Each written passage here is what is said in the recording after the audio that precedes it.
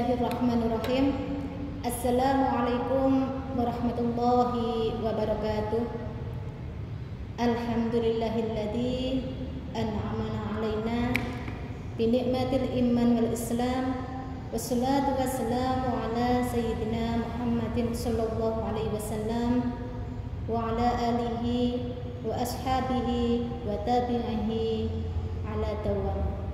Asyhadu an la ilaha illallah wahdahu la syarikalah wa asyhadu anna Muhammadan abduhu wa rasuluh la nabiyya ba'dah. Amma ba'du. Pertama-tama marilah kita panjatkan puji syukur kehadirat Allah Subhanahu wa taala yang telah melimpahkan rahmat, taufik serta hidayahnya kepada kita sehingga pada hari ini kita diberikan nikmat sehat sehingga bisa melaksanakan ibadah puasa serta sholawat serta salam tetap tercurahkan kepada junjungan Nabi Agung Muhammad Sallallahu Alaihi Wasallam, Nabi akhir zaman yang kita harapkan syafaatnya besok di hari kiamat. Amin amin ya rabbal alamin. Anak-anakku yang dirahmati Allah, bulan Ramadan merupakan bulan yang sangat dinanti-nantikan oleh semua umat Islam, di mana pada bulan tersebut Allah itu telah melimpahkan rahmat, karunia, serta ridhonya, dan pada bulan tersebut Allah akan mengabulkan segala doa serta akan mengampuni segala dosa yang telah dilakukan oleh manusia.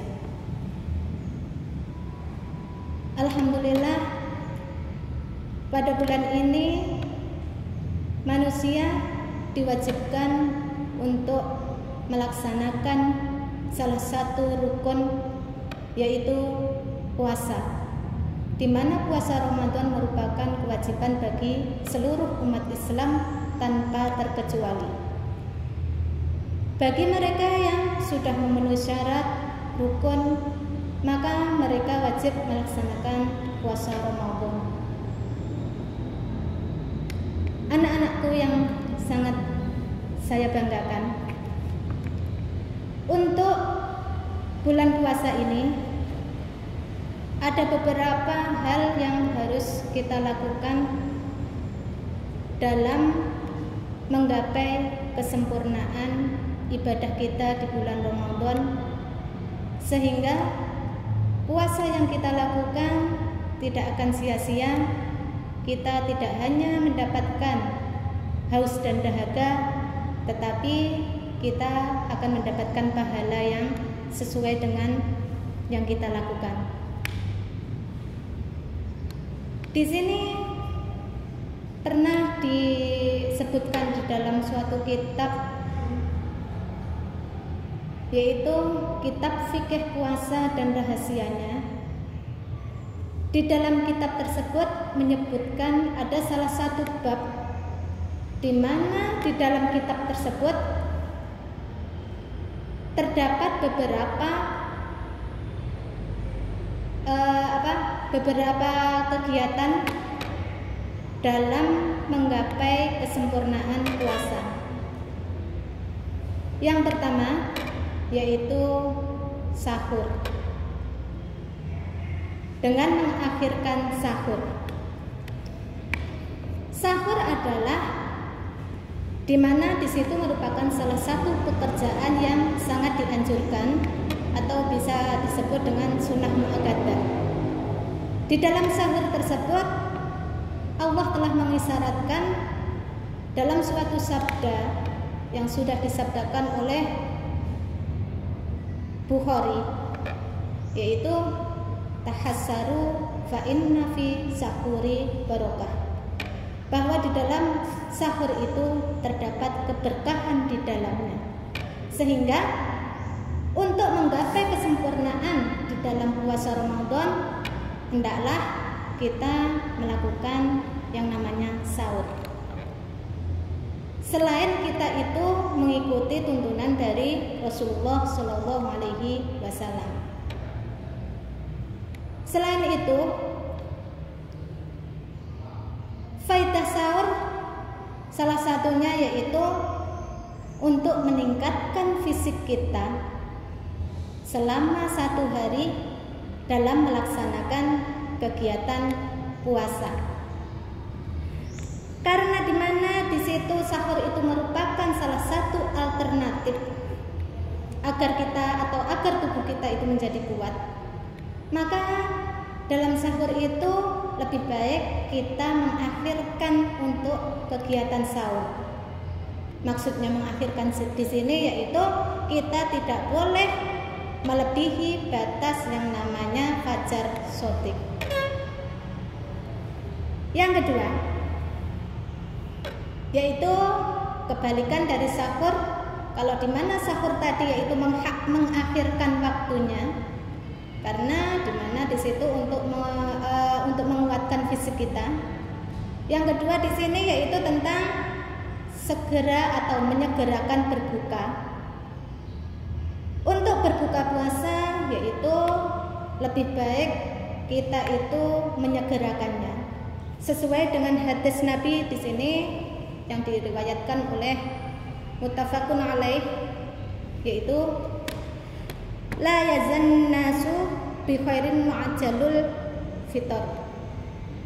Jadi di sini orang-orang senantiasa dalam kebaikan selama mereka itu melaksanakan berbuka dengan segera. Jadi lebih baik kalau kita itu berbuka puasa yaitu dengan segera. Di mana untuk batas buka puasa di sini yaitu apabila di situ matahari sudah benar-benar tenggelam. Ya, baik anak-anak. Sekarang untuk menuju kesempurnaan puasa kita dalam meraih kesempurnaan puasa yang ketiga, yaitu yang pertama yaitu istiqomah dalam sholat tarawih. Ya, sholat tarawih itu merupakan sholat sunnah yang hanya dilakukan pada bulan Ramadan. Untuk sholat tarawih itu hanya dianjurkan pada bulan Ramadan. Selain bulan Ramadan, untuk sholat tarawih itu tidak dianjurkan. Untuk faidah sendiri atau faidah dari sholat tarawih yang pertama yaitu dimana dengan kita melaksanakan sholat tarawih di situ akan menghancurkan makanan yang ada di dalam perut. Selain itu dengan sholat tarawih kita akan meningkatkan ibadah kita itu lebih khusyuk lagi. Selain itu juga akan kita akan mendapatkan ampunan dari Allah Subhanahu wa ta'ala. Terus untuk kesempurnaan ibadah kita yang keempat dalam berpuasa Ramadan yaitu menjaga lisan. Untuk menjaga lisan di sini hendaklah menjaga lisan itu dari hal-hal yang bisa menghilangkan atau membatalkan puasa kita. Dalam menjaga lisan itu ada beberapa hal yang harus kita hindari. Salah satunya yaitu ghibah. Apa yang dimaksud dengan ghibah? Ghibah itu merupakan membicarakan kejelekan orang lain. Terus apalagi yang bisa menyebabkan atau membuat lisan kita itu berkata kotor sehingga pahala dari puasa yang kita dapatkan itu akan hilang, yaitu dengan cara apa? Berbohong. Selain berbohong ada dusta, selain itu dengan sumpah palsu, dan yang terakhir yaitu dengan cara mengadu domba satu dengan lainnya. Di mana di situ terdapat dalam hadis Nabi, "Man lam yada' qauluz zur wa 'amala bihi falaisa lillahi hajatan fi ayyada' ta'amahu wa syarabahu."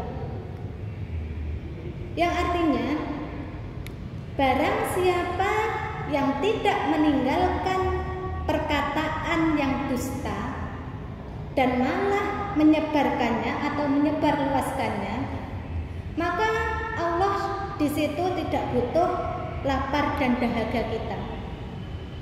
Jadi dalam bertutur kata, selama bulan puasa hendaklah kita itu selalu menjaga dari lisan kita, karena dengan kita itu berkata kotor, maka yang kita dapatkan selama bulan puasa itu cuma haus dan dahaga, tetapi untuk pahalanya itu akan hilang. Kita sia-sia dalam menjalankan ibadah puasa. Yang kelima, untuk meraih kesuksesan atau kesempurnaan dalam berpuasa Ramadan, yang kelima yaitu dengan cara menahan syahwat. Yang dimaksud dengan syahwat di sini adalah hal-hal yang sangat disenangi oleh nafsu, di mana nafsu itu yang bisa mengendalikan adalah hati kita sendiri. Kalau kita bisa mengendalikan hawa nafsu, otomatis apabila kita mau melakukan sesuatu, kita pasti akan berpikir 2 kali. Maka di mana di situ yang namanya syahwat? Kalau kita untuk menghindari yang namanya syahwat di sini, itu tidak hanya berkaitan dengan hal-hal yang diharamkan saja, tetapi di sini berkaitan dengan keinginan yang halal. Jadi maksud dari tujuan utama puasa di sini yaitu kita hendaklah benar-benar menahan diri dari keinginan jasmani dan rohani. Jadi dalam suatu hadis juga disebutkan bahwa jika engkau berpuasa, maka berpuasalah pendengaranmu, penglihatanmu, lisanmu dari berbohong dan dari hal-hal yang diharamkan. Jadi apabila kita itu mau menahan yang namanya syahwat, yaitu dengan cara kita itu mendengarkan sesuatu yang baik, maka hindari yang namanya kita itu mendengarkan sesuatu yang kotor. Yang kedua, kita menjaga pandangan kita. Jadi yang namanya puasa itu tidak hanya makan dan minum yang harus dijaga, tetapi termasuk pandangan kita. Nanti bagi yang cewek melihat cowok merasa senang, dimana di situ itu juga merupakan syahwat. Kalau pandangan pertama sih nggak masalah. Ibaratnya apa kalau pandangan pertama? Kalau pandangan pertama itu katanya sedekah, pandangannya halal. Tetapi gimana kalau pandangan itu terus-terusan dilakukan? Maka pandangan itu akan menjadi haram dan membuat kita bisa yang masuk dalam kategori zina mata. Ya. Terus selanjutnya di sini untuk yang keenam dalam menggapai kesempurnaan puasa, yang keenam yaitu memakan makanan yang halal. Maka makanlah makanan yang halal. Apabila kita memakan dari uang yang haram, maka di situ akibatnya apa? Apabila kita mau melakukan suatu ibadah, kita akan merasa keberatan. Selain itu apa? Puasa yang kita lakukan juga akan sia-sia. Anak-anakku yang dirahmati oleh Allah, dalam menggapai kesuksesan, kesempurnaan puasa yang ketujuh, di mana di situ hendaklah kita itu memperbanyak membaca Al-Quran. Kalau istilah sekarang yaitu tadarus Al-Quran. Di mana bulan puasa itu disebut juga atau yang masyhur dikenal dengan yang namanya bulan Quran. Karena apa dinamakan bulan Quran? Karena pada saat bulan itu Allah itu telah menurunkan yang namanya Al-Quran, yaitu Allah telah menurunkan Al-Quran secara langsung dari Lauhul Mahfuz ke langit bumi. Setelah diturunkan dari Lauhul Mahfuz ke langit bumi, lalu akan disampaikan kepada Nabi Muhammad, yaitu melalui malaikat Jibril, di mana dalam penyampaiannya itu yaitu secara bertahap atau berangsur-angsur sesuai dengan kebutuhan dan keinginan. Maka hendaklah di mana di situ bagi orang yang berpuasa perbanyaklah dengan cara membaca Al-Quran. Ya. Jadi makanya di dalam puasa itu atau di dalam bulan Ramadan banyak sekali yang namanya di situ peristiwa penting. Salah satunya yaitu nuzul Quran, Lailatul Qadar, di mana semua ayat-ayat Al-Quran itu turunnya pada bulan Ramadan. Sehingga apa? Di bulan Ramadan itu Allah itu akan melipat gandakan semua apa yang dilakukan oleh manusia, di mana dengan berpuasa Ramadan ini dengan cara meningkatkan amal ibadah soleh, salah satunya yaitu dengan cara membaca Al-Quran atau tadarus kitab suci Al-Quran. Untuk menggapai kesempurnaan puasa yang ke-8 yaitu dengan cara meningkatkan ketakwaan kita kepada Allah sesuai dengan firman Allah yang terdapat dalam surat Al-Baqarah ayat 183 yang berbunyi, Ya ayyuhalladzina amanu kutiba alaikumusiyam kama kutiba alal ladzina min qablikum la'allakum tattaqun. Di mana artinya yaitu hei orang yang beriman, diwajibkan atas kamu berpuasa sebagaimana diwajibkan atas orang-orang sebelum kamu agar kamu bertakwa. Jadi tujuan utama dari puasa kita yaitu hendaklah apa? Kita tidak hanya mendapatkan dahaga serta lapar, tetapi kita juga akan memperoleh pahala dari puasa kita, sehingga puasa yang kita lakukan selama 1 bulan penuh itu tidak akan sia-sia. Anak-anakku yang dirahmati oleh Allah, demikianlah ketentuan untuk meraih kesempurnaan dalam berpuasa. Semoga Allah memberikan keistiqomahan kepada kita dalam menggapai bulan Ramadan dengan penuh keimanan dan keikhlasan, sehingga puasa yang kita lakukan selama 1 bulan penuh ini akan mendapatkan pahala dari Allah Subhanahu wa ta'ala. Barakallahu li wa lakum fi Qur'anil azim. Barakallahu li wa lakum fi Qur'anil azim.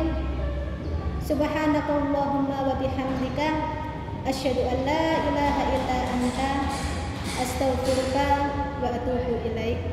Terima kasih. Wassalamualaikum warahmatullahi wabarakatuh.